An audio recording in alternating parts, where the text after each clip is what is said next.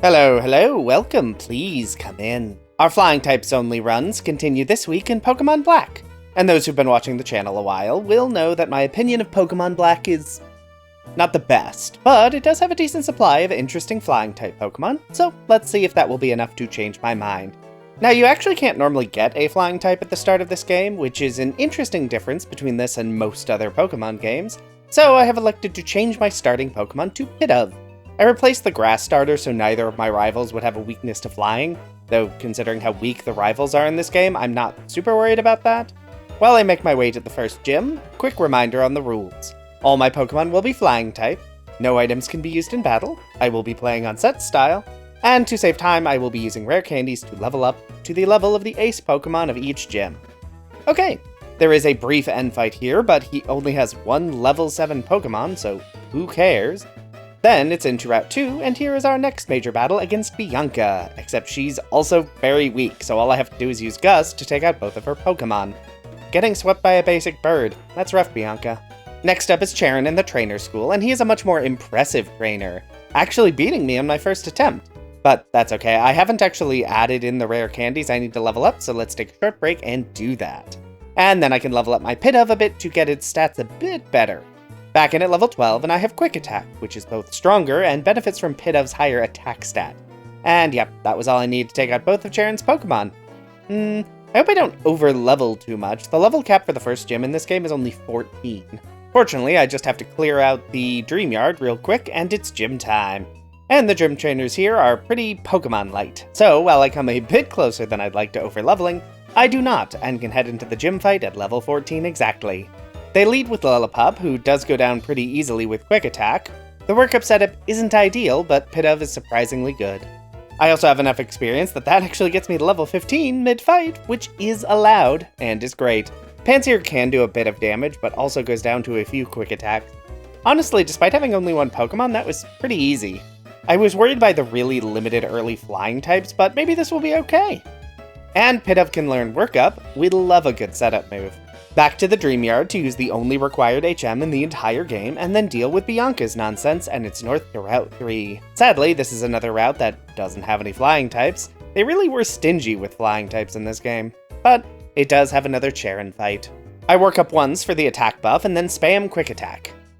Thanks for wasting my time, Charon. You're very bad at this. Good news is I can now head into Wellspring Cave to get my next actual flying type Pokemon, Woobat, a flying psychic type. It evolves via friendship, which is both good and bad, but is otherwise decent enough. Oh, and the grass on Route 3 is where you catch Pidove, which is why I started with Pidove instead. I just forgot to mention it until now that is why I did that. And now comes the fun part of friendship evolutions. I want Woobat to evolve now, mostly because I will need that stat buff for the next gym.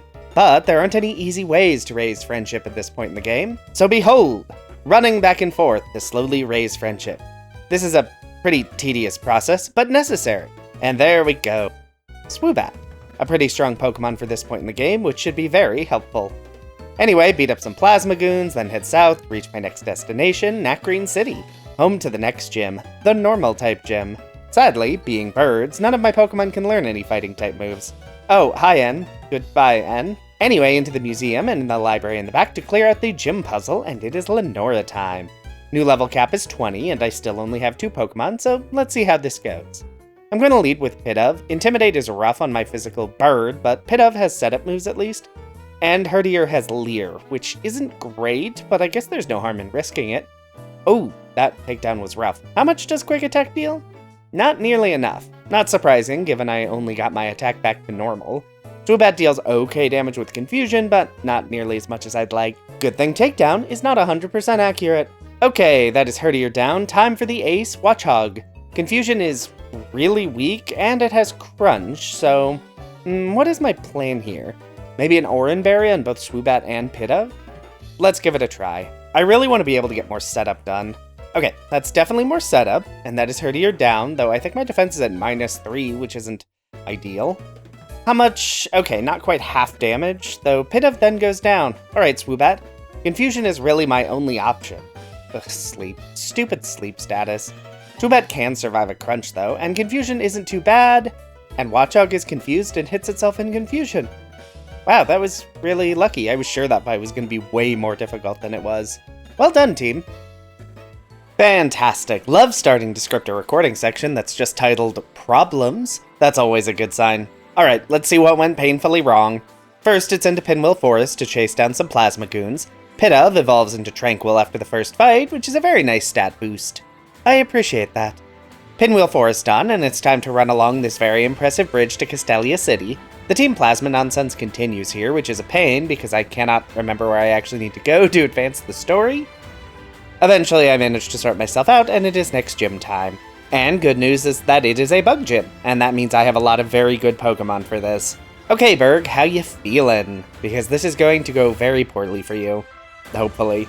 I'll start by leading Tranquil. I could set up, but honestly, I don't really think I'd need to. I'll just air cutter down Whirlipede. Oh, Dwebble is more durable than I'd kind of expected. That's okay. It still goes down before... Oh, I forgot I still had that Oranberry. Good thing I did, because air cutter can miss. Okay, Dwebble down, time for Berg's Ace, which is a Grass Bug type, meaning it is 4 times weak to Flying type moves. Okay, that Razor Leaf almost killed. And Tranquil is down. Okay, Swoobat, finish this with another air cutter, please. Thank you. Third gym down, no issue so far. Oh, right, another Bianca fight. Lead with Tranquil to spam air cutter until Herdier goes down. Oh, she has potions, because of course she does. That's fine. She has 2? Good lord. Okay, so Tranquil is down. Not a great start. At least I still have Swoobat. Let's see. Is Duat frightening? Not when it's hitting itself in confusion, it's not. Alright, Panseer, who wastes its only turn using Yawn. Mana is out now, and Swoobat is asleep. Oh well, Sleep was nerfed in this gen, and Mana's only attack is Psychic type. And Swoobat has a Dark type Assurance move, for some reason. You know, I think I will teach Swoobat Attract. Anything to stop an enemy from acting may be useful. Oh, right, next up is another rival fight. Oh, I should have healed. Let me try this again. Charon is actually even easier than Bianca, with Tranquil able to solo his entire team by just spamming Air Cutter and Quick Attack. You're worse than Bianca. That's kind of sad, actually. Through Route 3 to Nimbasa City and deal with some more Plasma nonsense, then another end fight which isn't worth talking about. I just spam attacks and the fight is over. Really the only end fight worth talking about is the last one, which we will get to much later. Bianca, I don't care about whatever this is. I'm leaving. Thank you. Anyway, in Route 5, I can pick up my next Pokemon, Emolga, a flying electric Pokemon, which, considering the rest of my team is weak to electric moves, this should be very, very helpful. Speaking of electric types, it is time for the next gym, the Electric Gym, and I have 3 Pokemon, and most of them are weak to electric moves. Yeah, I'm starting to suspect why this recording section is called Problems. To be fair, the gym trainers themselves aren't super dangerous. They only have a few Pokemon, and I can mostly just brute force my way through them despite the type disadvantage. But Elisa, she is going to be a problem.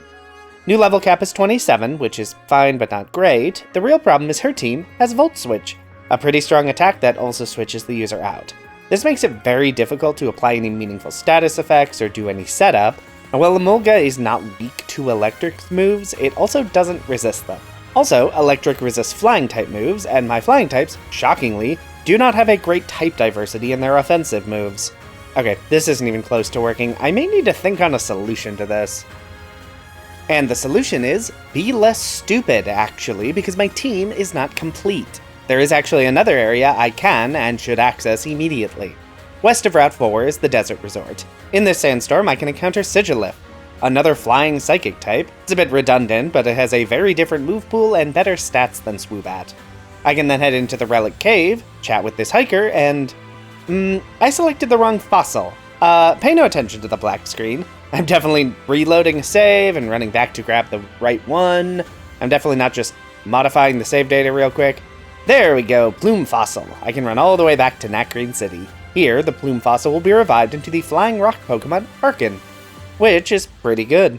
Its ability is Defeatist, which is awful, but it adds some new offensive types and can learn Dig from the TM I picked up on Route 4 on the way to the Desert Resort. This is not the most useful for Elisa because of her 2 Emolga, but it is something. So, back to the gym to get my 2 new Pokemon leveled up.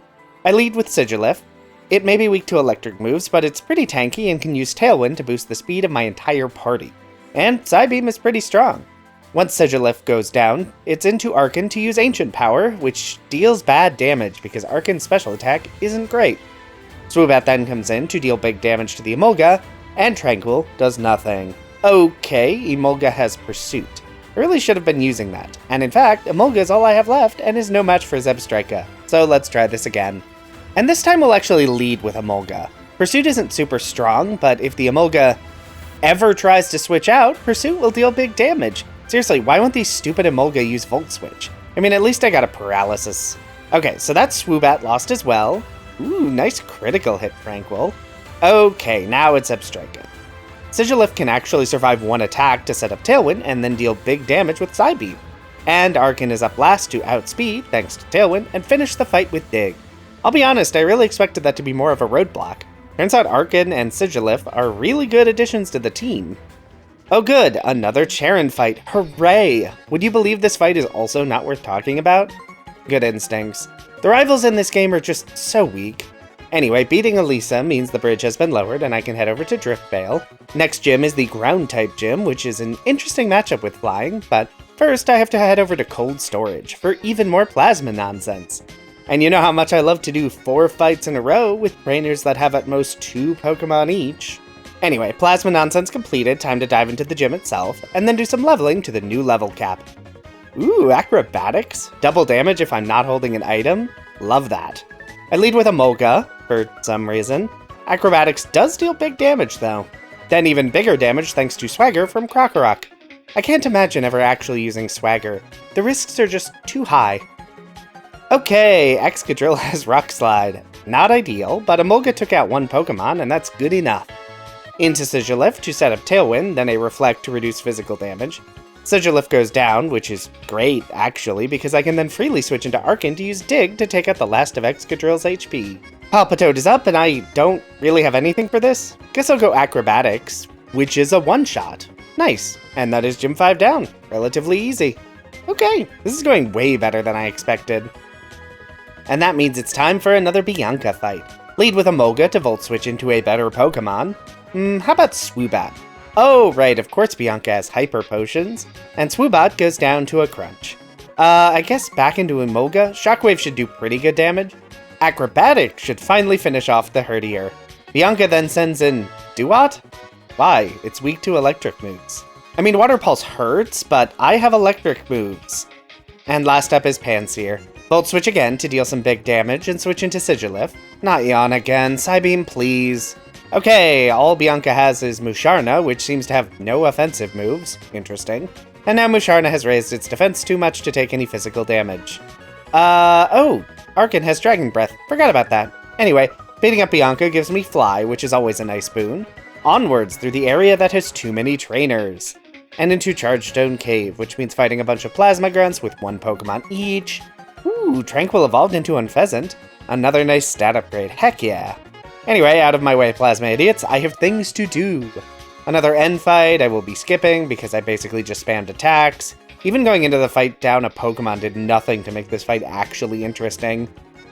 This brings me out in Mr. Alton City, and because of all the encounters I've been dealing with, I am getting a little closer to the level cap than I'd like. It should be okay though, I just need to be careful not to get into too many encounters. But first, I need to head back to the Celestial Tower, reach the top to chat with Skyla, and then head back to Mr. Alton City to face down the next gym. Which is a Flying-type gym, which isn't too bad for me, hopefully. Let's dive into the Skyla fight and see how it goes. I'll lead with Emolga, because, obviously. First up on the list is Swoobat, which is actually pretty tanky. Mostly because it has Amnesia, but not tanky enough. Take it out with Volt Switch into my Unpheasant against her Unpheasant, which goes down in 1 critical fly. Okay, let's see if I can repeat that. Skyla's ace is Swanna, which has Aqua Ring, but Aqua Ring is basically worthless, and a quick attack ends the fight. Alright then, another very easy gym. Onwards to Twist. Sharon, can you stop interrupting me? You're just an awful trainer and I don't want to talk to you. Okay, now I need to head through Twist Mountain, or whatever this place is called. That gets me to Icarus City and the next gym, which is an ice gym. Which is a little scary because I am birds. The only good news is that ice doesn't actually resist flying moves. And Arkin has evolved into Archeops. Very nice. Okay, into the gym fight. Lead with Archeops. Ancient Power isn't very strong, but Ice is weak to Rock, and I'm kind of just hoping for an Omni Boost, which I do not get. No matter, I can just switch to Acrobatics against Beartic to bring it down in 1 hit. Out comes Cryogonal, which also drops to Acrobatics in 1 hit, and oh, that's it? Huh. I forgot how few Pokemon these gym leaders have. Acrobatics is a pretty good attack, it turns out. Well, that is Gym 7 down. This is going way better than my normal types only run. And with 7 gyms down, it's time to deal with even more Team Plasma nonsense, which involves climbing this big tower, beating up a bunch of Plasma grunts who need to learn to catch more Pokemon, and that's it. No real resolution there, but I guess that's fine. Over to the Relic Castle I already visited earlier to again deal with more Plasma nonsense. Hooray! Oh, I just realized I missed a Pokemon because I fully did not realize that you can actually catch something on this drawbridge right before Driftveil City. Ducklet, a water-flying Pokemon that will evolve into a slightly better water-flying Pokemon.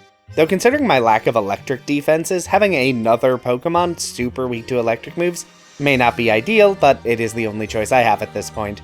I can then head through Route 8. No, I have to head back to Nacrene City for a 2-second cutscene, and then I can head through Route 8 to do another Bianca fight. Okay, Swanna, you have Aqua Ring. Can you do anything worthwhile? Okay, that's a nice surf crit. Can't help but notice the Aqua Ring is not curing very much. Emolga, please finish the Samurott real quick, then Volt switch into the Simisear and switch to Unpheasant. Oh, I should have worked up on the full restore turn. No matter. Unpheasant finishes the Simisear and then work up against the Musharna because it has no attacks, and a Fly finishes the fight.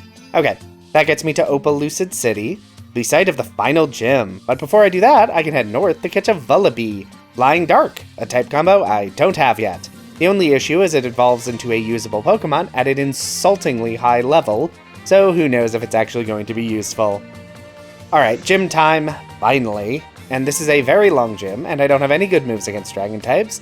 Good thing is that none of the dragons here resist my Flying type moves, so I can at least deal pretty good damage. Okay, time to get everyone up to the level cap of 43 and face down Drayden. I lead with Unpheasant, who can take out Fracture with a Fly and a Quick Attack while it tries to get set up. And then it's time for my own setup against Dredagon and Dragontail? That's, inconvenient. Sure, Archeops is good enough. Acrobatics deals good damage, but sadly Defeatist halves my damage after that. So a follow-up hit is not enough to take it down. Unpheasant comes back in to fly before also going down. I think I've realized my issue with opposing trainers using healing items is at least in part because my stupid brain refuses to play around them most of the time. I could have done setup here. Anyway, Sigilyph takes out Dredagon with Psybeam, before getting switched out with another Dragon Tail. Then Emolga deals big damage and statics the Haxorus. Let's Shockwave to bring it a bit closer, and there we go. And Acrobatics to finish the fight. That wasn't too bad. And that is 8 gyms down. All that remains is the end game. And then, whoops, I fully forgot to hit record for the last Charon fight and Victory Road, so it's Elite 4 time. Don't worry, Charon's inept and Victory Road is boring anyway. Oh, also, you can fight the Elite Four in any order, so I'm just getting my party up to the ace level of all of them before the first fight. They aren't actually worth that much experience, so it probably wouldn't make any big difference. First Elite Four member is Chantal. I lead with Archeops, who can take out Cofagrigus in 2 hits, but not before getting its ability replaced with Mummy, which is actually an upgrade over Defeatist. Sadly, that doesn't save Archeops from Brine. Oh well, I do have Emolga to handle water types, in theory. Too bad Emolga isn't actually that strong, and Chantal has full restores. Ooh, Paralyze into Acrobatics, and then it's Chandelure. Acrobatics? Damage is fine, but Emolga goes down. Okay, into Swanna, who has thus far done nothing. Pretty good Surf usage, and then Surf again against Golurk, who KOs itself with Curse. Alright, that is the first Elite Four member down. Next up is Grimsley, Dark Specialist. This time I lead with Unpheasant, who takes out Scrafty with a critical Fly. Intimidate isn't ideal, but let's just fly again. Not great. I can use Feather Dance to drop Crocodile's attack, though given that it's spamming Foul Play, I'm not actually sure why I'm doing that. Anyway, into Swanna to set up Aqua Ring and surf down the Crocodile. Lipard, yeah, that's Swanna down. Emolga, can you 2-shot with Acrobatics? Nice. Next up is Bisharp. What do I have for Bisharp? Static is nice, no fighting type moves, but Archeops still has Dig, which isn't enough, and prompts a full restore, and puts Archeops into Defeatist range. Excellent. We're doing great. Swoobat, do your best. Yeah, that feels right. Don't select Psychic, you idiot. Okay, you know what? Let's try this again.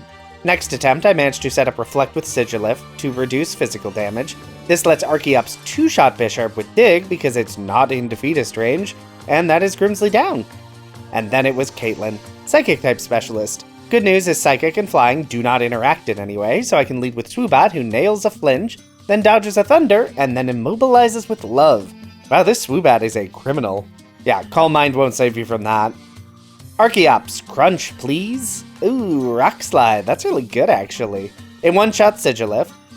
Crunch was only half HP to Gothitelle. Not ideal. Unpheasant, Fly. Okay, very close, and that will mean a healing item. Emolga, do your best, and yeah, even with static I cannot get through this Gothitelle. Let's give that another try. This time I lead with Archeops to take advantage of U-turn. Emolga can then finish off Reuniclus. Once Emolga drops, it's into Unpheasant to take out the rest of Sigilif's health. And it's Gothitelle time. Archeops isn't strong enough to take out Gothitelle, but U-turn preserves its HP, and Swoobat can finish it off. And then in comes Musharna, who goes down to Crunch. Okay, third Elite Four down. Last Elite Four member is a Fighting-type trainer. I saved him for last because he should be the weakest, and it would mean I'd gain the least benefit from any random levels I got. Swanna is in first to use Feather Dance to reduce its attack so it can't deal any damage, then into Unpheasant to use Work Up to max out its attack. And then it's time for Fly Spam.